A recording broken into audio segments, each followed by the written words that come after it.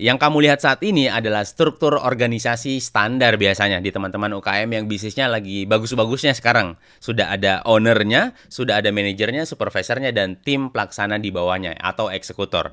Nah, mungkin saat ini kamu belum punya struktur yang seperti ini, tapi sudah kebayang harus punya yang seperti ini ke depannya insya Allah. Karena strukturnya sekarang mungkin masih seperti ini. Owner langsung ke bawah ke staf pelaksana eksekutor seperti itu biasanya karena manajernya atau supervisornya belum ada. Sementara kalau kita lihat di sini tugas dan tanggung jawab teman-teman, di sini ada owner, itu tugasnya adalah menentukan arah bisnis. Manajer membangun keteraturan, dia yang biasanya membuat sistem, membuat indikator penilaian kinerja dan lain sebagainya. Terus di bawahnya ada supervisor, supervisi, tugasnya seperti itu, melakukan pengawasan terhadap goals atau strategi yang sudah dieksekusi sama tim-tim pelaksana. Dia yang mengawasi, dia yang memastikan semua berjalan dengan baik, si supervisor ini. Dan seperti biasa, staff atau eksekutor, ya dia yang mengeksekusi. Seperti itu. Nah, setelah teman-teman sudah kebayang harus menyiapkan orang-orang di level supervisor atau manager, insya Allah seperti itu, kalian biasanya tidak punya atau belum punya orang-orang yang bisa ditempatkan di posisi itu. Makanya mungkin saat ini kalian baru berpikir yang akan ada di posisi itu biasanya adalah teman-teman atau tim-tim kita yang ada di level eksekutor atau di staff ini. Karena mereka yang paling tahu teknisnya. Ini tidak ada masalah untuk saat ini kalau mau melakukan hal yang seperti itu dan memang biasanya seperti itu.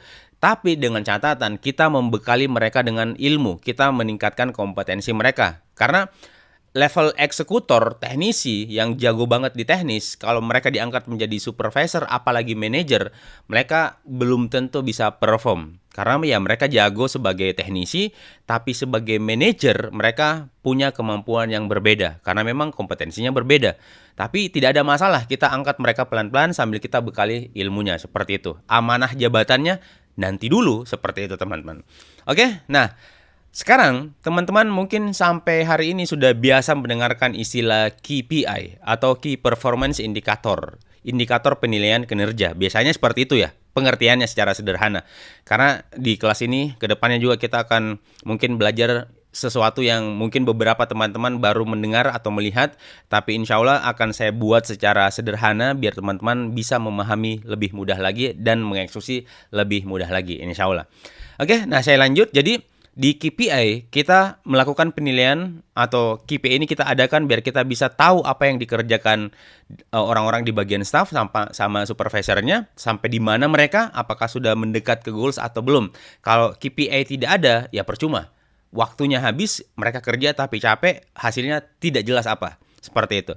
Nah, terus ada OKR. Nah, OKR ini biasa dipakai di level-level manajemen atau mungkin kalau di teman-teman UKM yang bisnisnya lagi mantap-mantapnya sekarang, level-level manajemen ada owner juga sama manajer, biasanya mereka menggunakan OKR, Objective dan Key Result. Objektif tujuan, key result adalah hasil utama yang kalau kita capai tanda-tandanya sudah bergerak naik misalnya seperti itu, maka insya Allah objektifnya juga akan tercapai. Seperti itu teman-teman. Jadi ini yang akan kita pelajari. Terus flow-nya seperti apa atau alurnya seperti apa? Di kelas nanti kita akan kembali menentukan goals. Kalau teman-teman sudah punya goals atau mungkin belum punya goals, kita belajar kembali bikin goalsnya yang lebih smart goals, lebih spesifik, jelas apa yang mau kita kejar, terus measurable, bisa diukur karena di sini ada OKR dan KPI, jadi bisa diukur insya Allah. Terus di sini kita juga akan SMA, A-nya adalah achievable atau attainable. Goals yang kita buat jangan sampai terlalu lebay, terlalu ambisius, tapi pas eksekusi kita berat sekali mengeksekusinya, seperti itu. Kebanyakan goals eksekusinya gagal karena tidak achievable. Terus setelah A ada R, relevan. Goals yang kita buat saat ini harus relevan sama goals jangka panjang kita di bisnis kita. Terus yang terakhir ada T, timeline. Seperti itu. Kapan kita mulai dan kapan goals ini harus selesai, seperti itu. Nah, setelah di balance scorecard ini semuanya sudah jelas goalsnya seperti apa, kita breakdown lah ke OKR. Objektifnya apa yang ingin dicapai perusahaan. Ini dieksekusi sama level-level manajemen tadi di sini. Terus di sini kita breakdown lagi ke tim kita di bawah, di supervisor dan pelaksana. Habis itu kita eksekusi PDCA, Plan, Do, Check, and Action. Kapan kita eksekusi, bagaimana kita D, doing, bagaimana kita eksekusi, C, bagaimana kita cek atau follow up apa yang sudah dikerjakan sama tim kita. Kalau kurang, ada yang butuh diimprove, action selanjutnya seperti apa? Berupa siklus seperti itu. Nah, terus di sini ada RACI, Responsible, Accountable, Consult, Confirm, atau yang terakhir ada Inform. Maksudnya seperti ini teman-teman. RACI adalah tools yang kita gunakan biar kita tahu siapa mengerjakan apa. Contoh misalnya, urusan bikin konten. R atau responsible di sini adalah orang-orang yang bertanggung jawab mengerjakan proses pembuatan konten itu sendiri. Bisa mungkin desainernya, konten kreatornya, talentnya, dan semisalnya. Terus ada A, accountable. Orang-orang yang ada di A ini atau di accountable ini tidak harus orang-orang yang mengerjakan konten tadi. Tapi kalau bisnisnya mungkin masih standar levelnya, bisa jadi dia mengeksekusi, responsible, bisa jadi dia juga ada plus di accountable. Nah, terus di C atau di consult adalah orang-orang atau pihak-pihak yang butuh kita minta atau informasi ke dia apakah yang kita lakukan ini sudah benar atau butuh revisi dan lain sebagainya. Terus terakhir ada I, inform. Orang-orang atau pihak-pihak yang kita beritahukan kalau misalnya tugas bikin konten tadi sudah beres. Siapa orangnya di sini? Mungkin masih ownernya atau manajernya atau supervisornya. Jadi dengan framework seperti ini semuanya menjadi jelas dari atas goals-nya seperti apa, breakdown ke OKR seperti apa, KPI yang diukur seperti apa, siapa mengerjakan apa, dan kapan itu dieksekusi. Jadi kalau ini berjalan dengan baik, insya Allah teman-teman, goals kalian di perusahaan masing-masing atau di freelancer kalian masing-masing, itu akan kelihatan sudah sampai di mana, tercapainya insya Allah lebih cepat meskipun tidak instan.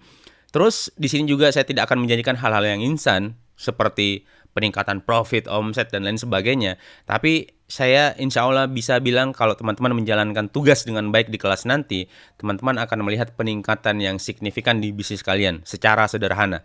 Dan kalau sistem itu mulai membaik, sistem sudah berjalan dengan baik, bahkan mungkin kalau 70% atau 80% pun insya Allah akan berdampak ke revenue, profit, stabilnya cash flow, dan lain sebagainya. Seperti itu teman-teman. Oke, itu mungkin yang akan kita pelajari, dan bagaimana eksekusinya akan saya tambahkan di materi kali ini yang bisa kalian nikmati, pelajari secara gratis biar kalian paham apa yang akan kita eksekusi di kelas nanti. Jadi kalau teman-teman lihat tadi, yang pertama kita lakukan adalah kembali menentukan goals, smart goals di balance scorecard. Nah, saya sudah buat template balance scorecard yang sederhana seperti ini.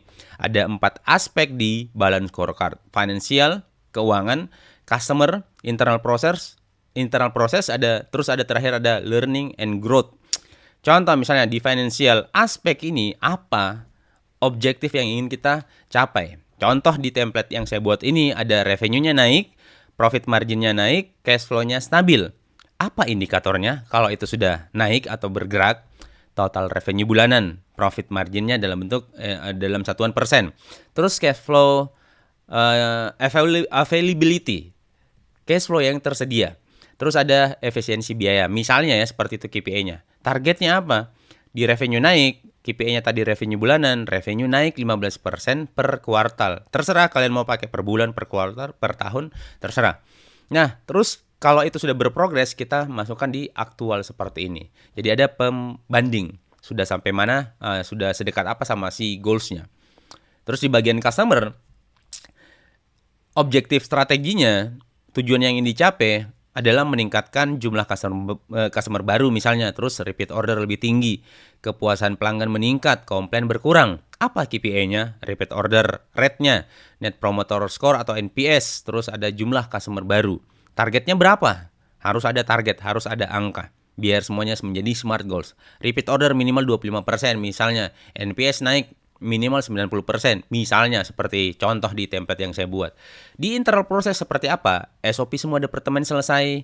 Dan lain sebagainya. Apa KPI-nya? Targetnya seperti apa? Di learning and growth seperti apa? Skill tim meningkat. Leadership bertambah baik.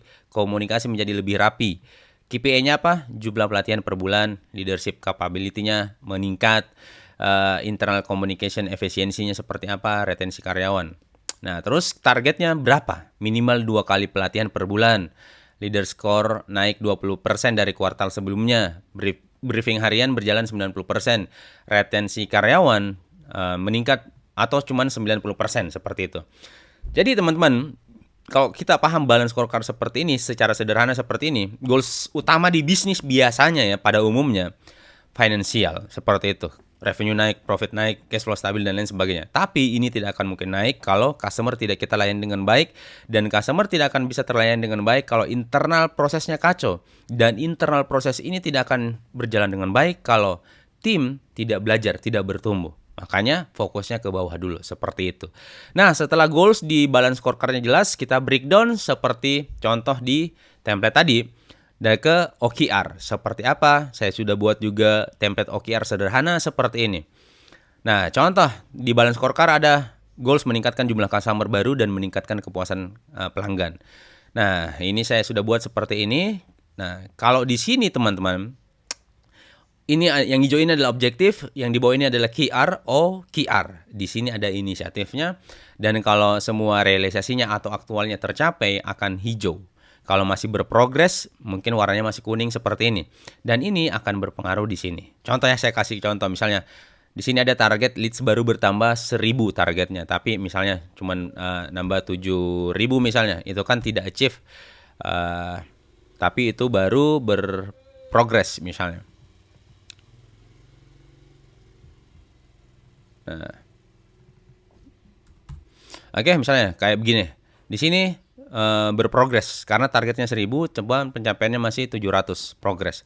Di sini 2 yang hijau, 2 yang kuning. Di sini masih hijau atau orange. Artinya di sini masih masuk akal. Lumayan lah, tapi masih butuh improvement seperti itu. Jadi ada progres lumayan, tapi masih butuh improvement.